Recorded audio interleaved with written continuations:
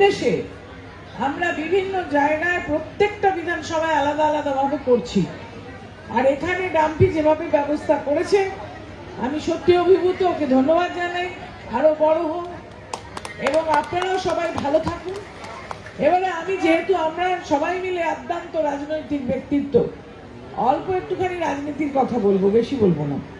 আগামী দিনটা কিন্তু আমাদের জন্য খুব ভয়ঙ্কর আসছে, কেননা কেন্দ্রীয় সরকার ভারতীয় জনতা পার্টির, সেই কেন্দ্রীয় সরকার আমাদের সঙ্গে এটে উঠতে পারছেন না।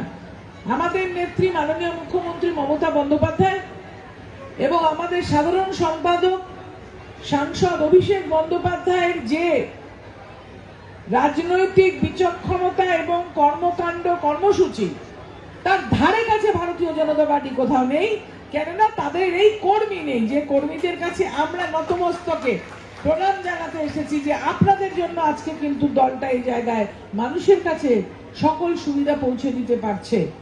মমতা বন্দ্যোপাধ্যায় কখনো বা, আমরা এর আগে করেছিলাম দিদির সুরক্ষা কবচ, এখন হচ্ছে পাড়ায় সমাধান, এবং এলাকায় এলাকায় যে উন্নয়ন উনি করেছেন, আপনাদের মাধ্যমেই মানুষের অসুবিধাটা আমাদের কাছে আসে।